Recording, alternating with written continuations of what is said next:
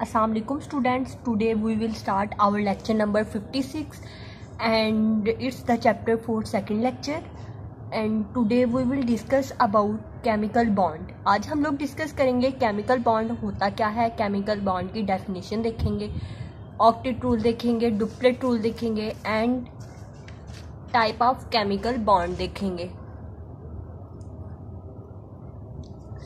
जैसे कि first lecture में हम लोगों ने डिस्कस किया था कि हमारे इर्द गिर्द जो भी चीज़ है वो मैटर से बनी होती है. इट्स मीन टू से कि हर वो चीज़ जो कि जगह घेरती है और उसका मैस होता है, it is known as matter. State of matter में 3 स्टेट्स आ जाती हैं, सॉलिड, लिक्विड एंड गैसेस. हर वो चीज़ जो कि जगह घेरती है और उसका मैस होता है, it is known as matter. ठीक हो गया. देन हम लोगों ने कहा कि जब केमिकल बॉन्ड की फॉर्मेशन होती है, 2 एटम्स जो हैं वो आपस में मिलते हैं with the help of chemical bond and with the help of force of attraction. This is known as chemical bond. आज हम लोग डिस्कस करेंगे केमिकल बॉन्ड की एग्जिस्टेंस एटम में क्यों होती है और ये क्यों ज़रूरी है. केमिकल बॉन्ड की एग्जिस्टेंस एटम में क्यों होती है. केमिकल बॉन्ड को हम लोग फोर्स ऑफ अट्रैक्शन भी इन अदर वर्डिंग कह सकते हैं. केमिकल बॉन्ड को डिफाइन करने से पहले इसकी हम लोग कुछ कॉमन टर्म्स देखेंगे. इन इजी वर्डिंग क्या बोला, जब एटम की 2 एटम्स कंबाइन ईच अदर तो वो एक मॉलिक्यूल बना देते हैं. वो एटम हाइड्रोजन का भी हो सकता है, कोई भी एटम हो सकता है. तो जब 2 एटम आपस में मिलते हैं तो उनके दरमियान में जिस चीज़ से मिलते हैं, उनके दरमियान में जिसके कम्बिनेशन से मिलते हैं, उसको क्या कहते हैं, उसको केमिकल बॉन्ड कहते हैं. उसको क्या कहते हैं, उसको केमिकल बॉन्ड कहते हैं. केमिकल बॉन्ड एक ऐसी फोर्स ऑफ अट्रैक्शन है एटम को जो इकट्ठे जोड़े रखती है सब्सटेंस की फॉर्म में. ऐसी फोर्स ऑफ अट्रैक्शन है जो कि एटम को एक सब्सटेंस में जोड़े रखती है. ये देखिए, हाइड्रोजन है, एक अलग एटम है, क्लोरीन है, लेकिन इन दोनों को जोड़ने वाली जो फोर्स ऑफ अट्रैक्शन है उसका नाम क्या है, उसको बोला जाता है केमिकल बॉन्डिंग. उसको क्या बोला जाता है, केमिकल बॉन्ड या केमिकल बॉन्डिंग. ये हाइड्रोजन जो है वो क्लोरीन से मिला हुआ है, हाइड्रोजन जो है वो क्लोरीन से मिला हुआ है with the help of chemical bond. इस चीज़ से मिला हुआ है with the help of chemical bond. Hydrogen chlorine से मिला हुआ है with the help of chemical bond. अगर हम लोग कोई और एग्जांपल ले लेते हैं, जैसे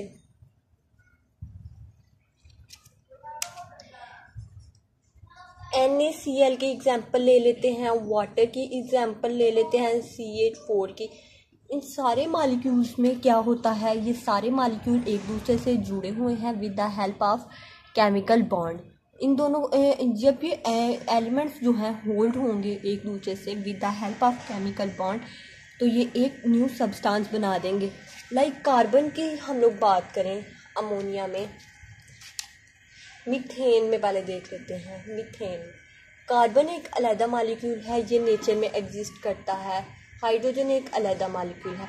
जब हाइड्रोजन के 4 मॉलिक्यूल जो है वो कार्बन से कंबाइन करेंगे, they will form the methane.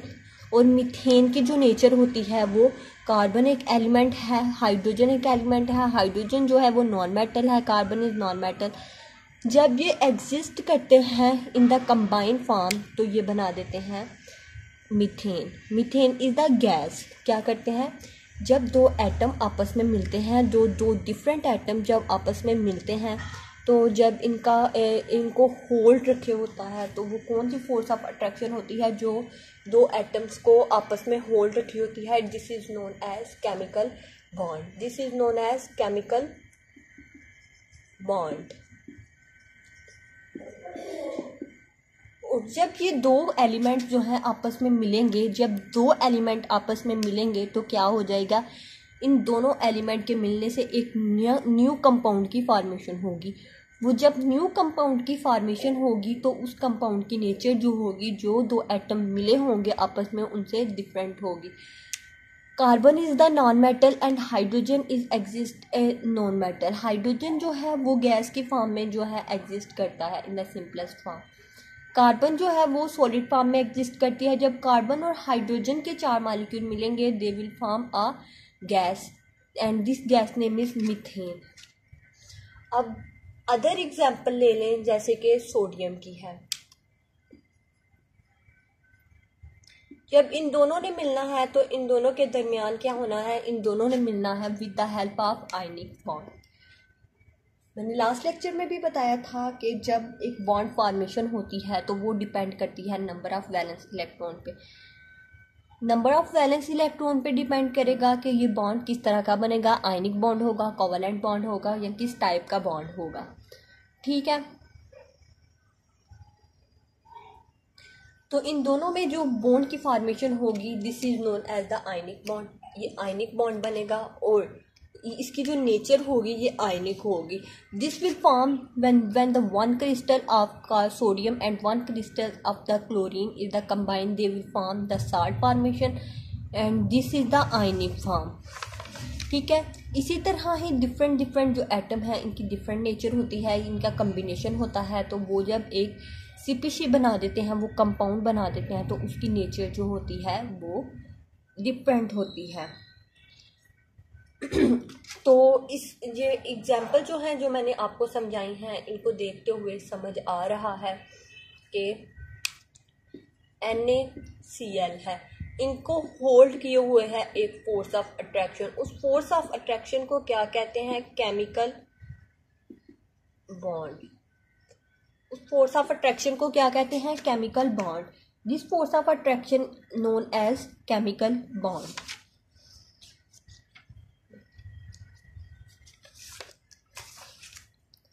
Chemical bond ऐसी फोर्स ऑफ अट्रैक्शन दो मॉलिक्यूल को आपस में जोड़े रखे, जिसकी हेल्प से दो मॉलिक्यूल आपस में जुड़े रहें। इस फोर्स ऑफ अट्रैक्शन को क्या बोला जाता है, this force of attraction is known as chemical bond.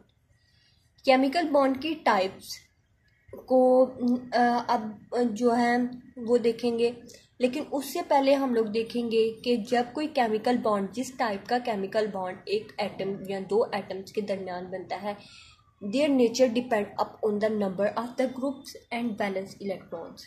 उनकी नेचर किस चीज़ पे डिपेंड करती है, number of the groups and valence electron पे डिपेंड करती है।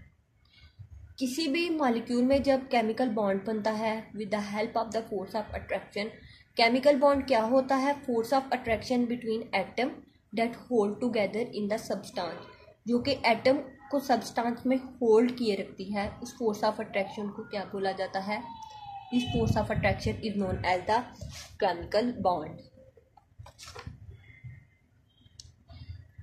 अब आगे हम लोग एग्जाम्पल देखते हैं ऑक्टेट रूल की। ऑक्टेट रूल क्या होता है, ऐसा रूल होता है जिसमें क्या होता है, वैलेंस इलेक्ट्रॉन में, वैलेंस शेल में मैक्सिमम 8 नंबर ऑफ इलेक्ट्रॉन्स होते हैं। Octet rule is the such rule in which attain the valence shell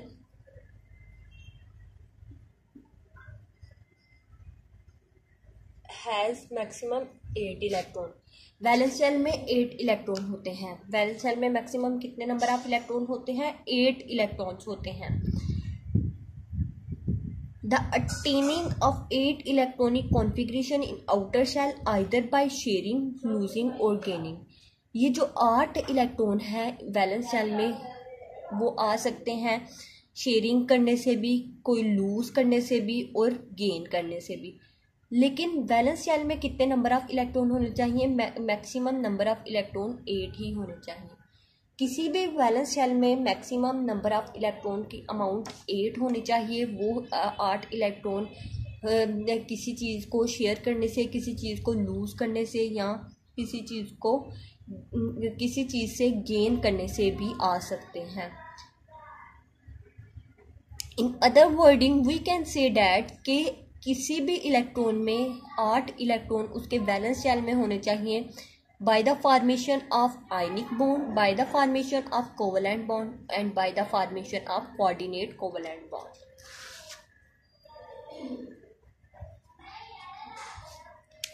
by gaining by losing and by sharing।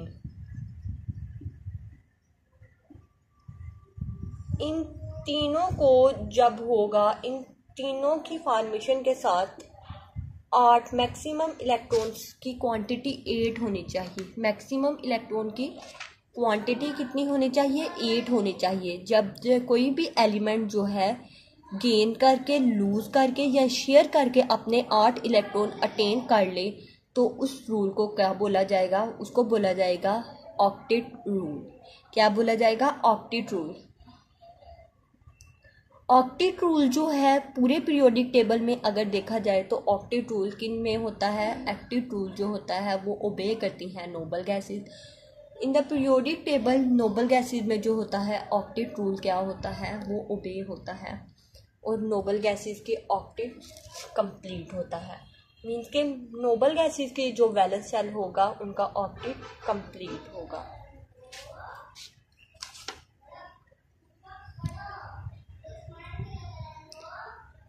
Like hydrogen हो गया, हीलियम हो गया, तो इनमें क्या है? इनमें सब शेल होता है, तो ये क्या करते हैं? ये डुप्लेट रूल को फॉलो करते हैं। डुप्लेट रूल क्या होगा?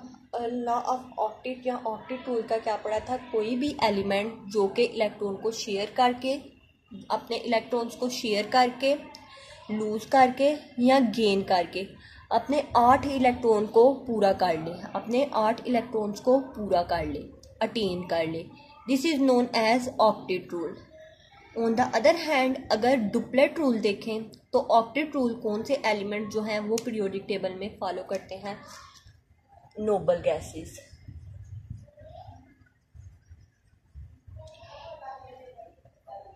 ऑक्टेट रूल कौन से एलिमेंट जो हैं वो पीरियोडिक टेबल में फॉलो करते हैं? Noble gases. Noble gases are helium, neon, argon, krypton, xenon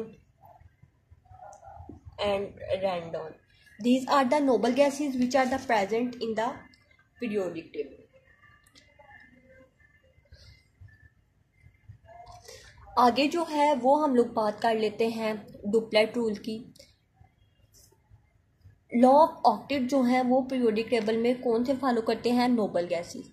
अगर हम लोग बात करें on the other hand Nobel gases की, डिफरेंट एलिमेंट्स की डुप्लेट रूल क्या होता है? नोबल गैसेस का हमने क्या बोला कि वो वाली एलिमेंट जो कि वो करती हैं, फॉलो करती हैं ऑक्टेट रूल को। On the other hand duplet rule क्या होगा? डुप्लेट रूल वो एलिमेंट जो कि अटेन करेंगे maximum 2 electron in their valence shell, अपने वैलेंस शेल में मैक्सिमम 2 इलेक्ट्रॉन को अटेन करेंगे बाय लूजिंग, बाय गेनिंग और बाय शेयरिंग ऑफ इलेक्ट्रॉन। उन्होंने मैक्सिमम जो है वो कितने इलेक्ट्रॉन जो हैं वो अपने अंदर अटेन करे रखने हैं? मैक्सिमम 2 इलेक्ट्रॉन्स अपने अंदर अटेन करे रखने हैं, तो उस रूल को क्या बोला जाएगा? Duplet rule. और डुप्लेट रूल के एलिमेंट जो फॉलो करते हैं वो हैं, हाइड्रोजन को देख लें, हाइड्रोजन, हीलियम। हीलियम में मैक्सिमम 2 इलेक्ट्रॉन्स होते हैं, इसके एस ब्लॉक में मैक्सिमम 2 इलेक्ट्रॉन होते हैं। हाइड्रोजन के एस ब्लॉक्स में मैक्सिमम 1 इलेक्ट्रॉन होते हैं। जब ये एक गेन करेगा तो इसके एस ब्लॉक में क्या हो जाएगा? मैक्सिमम 2 इलेक्ट्रॉन्स हो जाएंगे। ठीक है, तो ये फॉलो क्या करते हैं? ये डुप्लेट रूल को फॉलो करते हैं। तो ये इनको हम लोग, ये सिग्निफिकेंस रोल प्ले करते हैं इन द डुप्लेट रूल। तो केमिकल बॉन्ड की फॉर्मेशन में जब इन फॉर्मेशन होती है तो हम लोग इनकी एग्जांपल बहुत इजीली समझ सकते हैं। ठीक है, लॉ ऑफ ऑक्टेट में क्या था, या ऑक्टेट रूल में कि मैक्सिमम नंबर ऑफ इलेक्ट्रॉन जो हैं वो एलिमेंट अपने वैलेंस शेल में अटेन करेगा 8 maximum number of electron by gaining, by losing और by sharing of electrons. On the other hand अगर डुप्लेट रूल को देखें तो डुप्लेट रूल में क्या था? एलिमेंट्स जो हैं वो अटेन करेंगे maximum 2 electron in their the valence shell by gaining, by attaining और बाय लूजिंग इलेक्ट्रॉन। ठीक है, ऑक्टेट रूल में क्या थी एग्जाम्पल? ऑक्टेट रूल में एग्जाम्पल थी नोबल गैसेस की, देखी हम लोगों ने। और डुप्लेट रूल में एग्जांपल देखी थी, हाइड्रोजन और हीलियम के जो अपने इलेक्ट्रॉन्स को गेन करके, शेयर करके और लूज करके जो है मैक्सिमम 2 इलेक्ट्रॉन अपने बैलेंस में अटेन कर लेती है। ठीक है, तो ये हमें कॉन्सेप्ट बताती है केमिकल बॉन्ड की फॉर्मेशन कैसे हुई। केमिकल बॉन्ड जो होता है इसकी फॉर्मेशन हो सकती है 2 आयन के दरमियान due to the electrostatic force of attraction between them. जब केमिकल बॉन्ड जो है 2 आयन्स के दरमियान बनेगा लाइक सोडियम, तो इनके दरमियान जो फोर्स ऑफ अट्रैक्शन होगी क्लोरीन माइनस, इनके दरमियान जो फोर्स ऑफ अट्रैक्शन होगी उस फोर्स ऑफ अट्रैक्शन को बोला जाएगा इलेक्ट्रोस्टैटिक फोर्स ऑफ अट्रैक्शन। कौन सी फोर्स ऑफ अट्रैक्शन होगी? This is known as electrostatic force of attraction.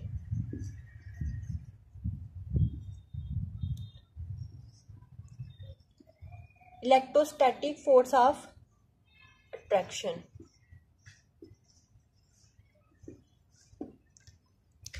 This is known as the electrostatic force of attraction.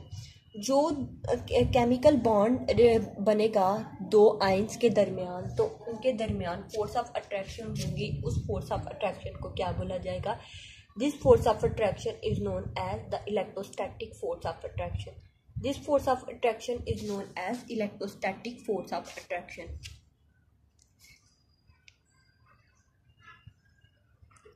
लेकिन अगर बॉन्ड की फॉर्मेशन होती है 2 सिमिलर एटम के दरमियान, तो उनकी इलेक्ट्रोनेगेटिविटी जो है वो उनकी वैल्यू जो कंपेरेबल होती है, तो केमिकल बॉन्ड को बोला जाएगा if the chemical bond is between similar atom और between the atom have comparable electronegativity, तो केमिकल बॉन्ड की जो फॉर्मेशन होगी इज शेयरिंग ऑफ इलेक्ट्रॉन की वजह से होगी। क्या होगी? शेयरिंग ऑफ इलेक्ट्रॉन की वजह से होगी। जब 2 आयन्स के दरमियान होगी तो उस फोर्स ऑफ अट्रैक्शन को क्या बोला जाएगा? Electrostatic force of attraction. जो जब 2 सेम किस्म के मॉलिक्यूल्स के दरमियान, तो सेम टाइप के, हाइड्रोजन हो गया और ये मीथेन हो गया, तो इनके दरमियान जो भी होगा बॉन्ड की फॉर्मेशन होगी, उस बॉन्ड की फॉर्मेशन होगी बाय शेयरिंग ऑफ इलेक्ट्रॉन। उस बॉन्ड की फॉर्मेशन किससे होगी? By the sharing of electrons. उस बॉन्ड की फॉर्मेशन होगी बाय शेयरिंग ऑफ इलेक्ट्रॉन्स। ठीक हो गया। इनकी इलेक्ट्रोनेगेटिविटी में भी इतना डिफरेंस नहीं होगा। शेयरिंग ऑफ इलेक्ट्रॉन जो हो सकती है वो म्यूचुअल शेयरिंग भी हो सकती है और वन साइड शेयरिंग भी हो सकती है। शेयरिंग ऑफ इलेक्ट्रॉन जो होती है वो क्या म्यूचुअल शेयरिंग भी हो सकती है और क्या हो सकती है? वन साइड शेयरिंग भी हो सकती है। मीन्स के जो इलेक्ट्रॉन्स की शेयरिंग होगी वो दोनों तरफ से भी शेयरिंग हो सकती है और एक तरफ से भी शेयरिंग हो सकती है। वो दोनों तरफ से भी शेयरिंग हो सकती है और एक तरफ से भी शेयरिंग हो सकती है। ठीक है। जब 2 एटम आपस में क्लोज हो जाते हैं तो अट्रैक्टिव फोर्सेस और रिपल्सिव फोर्सेस उनमें दोनों में काम जो है वो अंजाम देती हैं। जब पॉजिटिव एंड पे पॉजिटिव एंड होगा, जब पॉजिटिव एंड पे पॉजिटिव एंड होगा, this will form the repulsive forces. ये क्या करेंगे? रिपेल करेंगे। इन दोनों के दरमियान कौन सी फोर्सेस एग्जिस्ट करेंगी? There will be the form repulsive forces between them। तो कौन सी फोर्सेस जो से एग्जिस्ट करेंगी इन दोनों के दरमियान? रिपल्सिव फोर्सेस एग्जिस्ट करेंगी। जब 2 मॉलिक्यूल होंगे तो डिफरेंट टाइप के मॉलिक्यूल होंगे NaCl।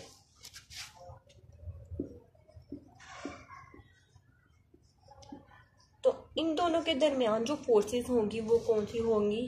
वो अट्रैक्टिव फोर्सेस होंगी।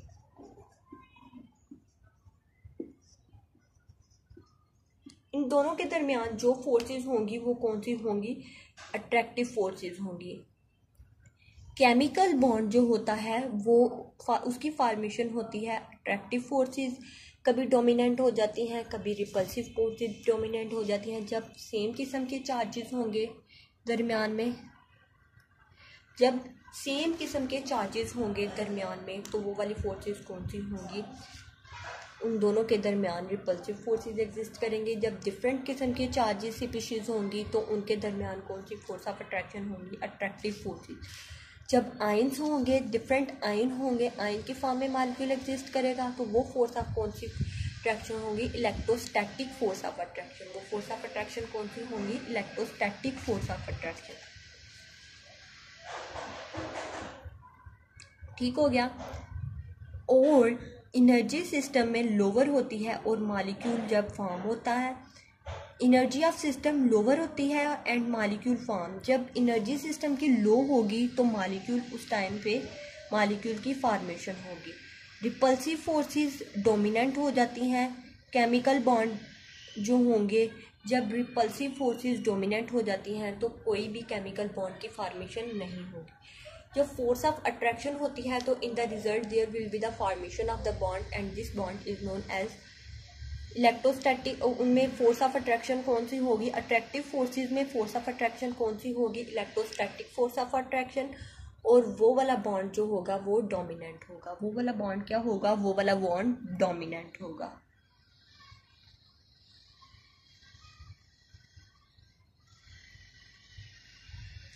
अगर एनर्जी का लेवल इंक्रीज होगा तो क्रिएशन ऑफ रिपल्सिव फोर्सेस जो होंगी वो क्या हो जाएंगी? लेस हो जाएंगी। जब एनर्जी सिस्टम में लो होगी तो रिपल्सिव फोर्सेस में क्या होगा? रिपल्सिव फोर्सेस जो होंगी वो डोमिनेंट नहीं होंगी। जब एनर्जी का सिस्टम क्या होगा? लोअर होगा तो मॉलिक्यूल की फॉर्मेशन होगी, तो रिपल्सिव फोर्सेस डोमिनेंट होंगी तो केमिकल बॉन्ड की फॉर्मेशन में वो जो है केमिकल बॉन्ड नहीं फॉर्म होगा। इंक्रीज एनर्जी होगी सिस्टम की तो रिपल्सिव फोर्सेस क्या होंगी? रिपल्सिव फोर्सेस की क्रिएशन होगी। जब ये क्या है कि formation of the chemical bond is the result of net attractive forces. Attractive forces जिस तरह की होंगी केमिकल बॉन्ड की फॉर्मेशन उसी तरह की होगी। अगर रिपल्सिव फोर्सेस हैं तो हमारे पास केमिकल बॉन्ड की एनर्जी लोअर होगी, तो वो रिपल्सिव फोर्सेस जब डोमिनेंट होंगी उनमें लोअर होगी एनर्जी का लेवल, तो केमिकल बॉन्ड की फॉर्मेशन जो होगी वो नहीं होगी। ऑन द अदर हैंड अगर एनर्जी का लेवल हाई है तो रिपल्सिव फोर्सेस की क्रिएशन होगी। एनर्जी का लेवल क्या हो जाएगा? रिपल्सिव फोर्सेस की क्रिएशन हो जाएगी। In easy wording, we can say that formation of chemical bond is the result of net attractive forces which is dominant. जब attractive forces जो हैं dominant होंगी तो chemical bond की formation होगी।